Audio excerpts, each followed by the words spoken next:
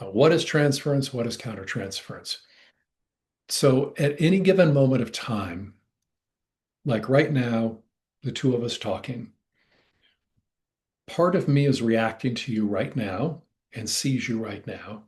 But I also have a whole history of when I have had interactions like this, or when we've interacted in the past, or when I've interacted with people who are similar to you in some way in my mind.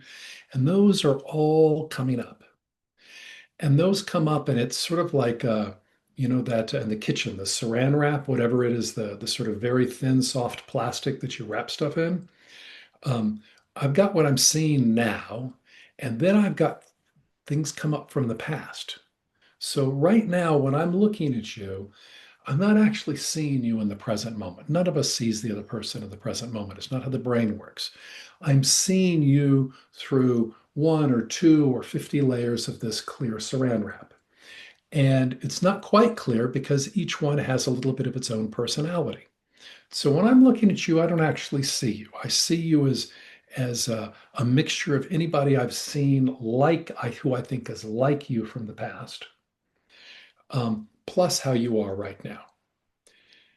And part of what happens as we become more intimate with other people, the the more you and I interact, the more that you do things that doesn't fit some of those pieces of saran wrap or fits other ones.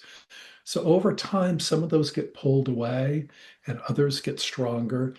And the more that it doesn't just happen with time, it takes consciously gaining a more intimate understanding of another person. The saran wrap from the past becomes less. It's always going to be there. If nothing else, it'll be replaced by more experiences with you in the past rather than other people. So this is transference. So it's happening all the time. We can't perceive transference directly.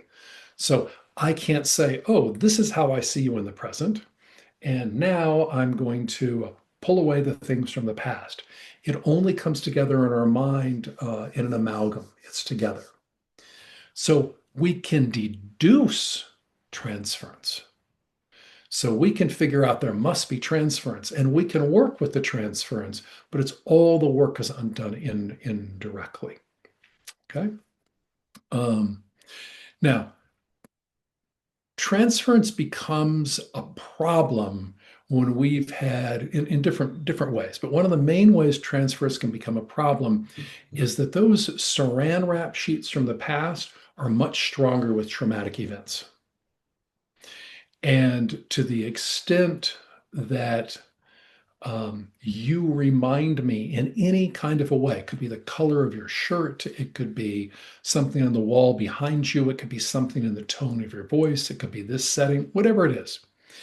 It makes those memories of the past come up stronger.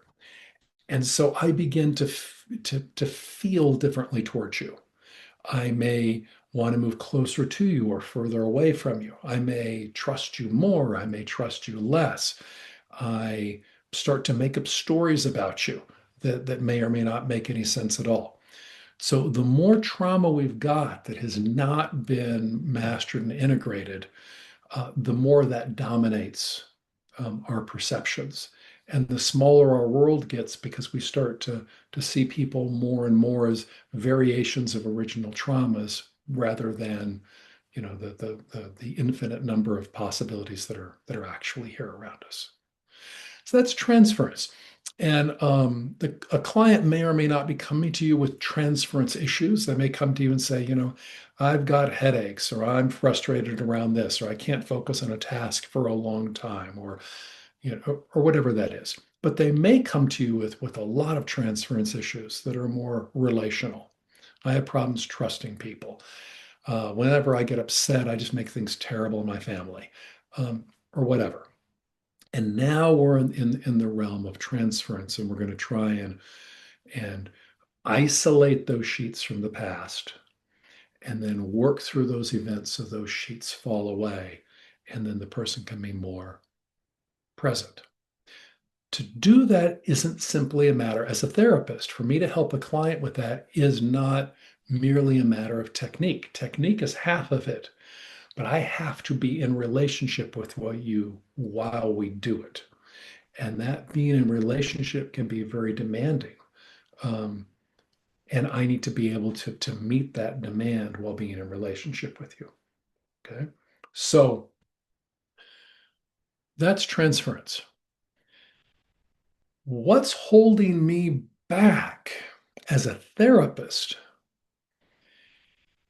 is not only do I have to be able to stay in relationship with you when your transference is coming up and being projected on me, not only do I have to be able to feel that and stay in a relationship with you while working with your transference, with your past, not only do I have to have the tools, but I've also got my own stuff. I've got all of my own past experiences, traumas that haven't been integrated, and my own patterns around stress.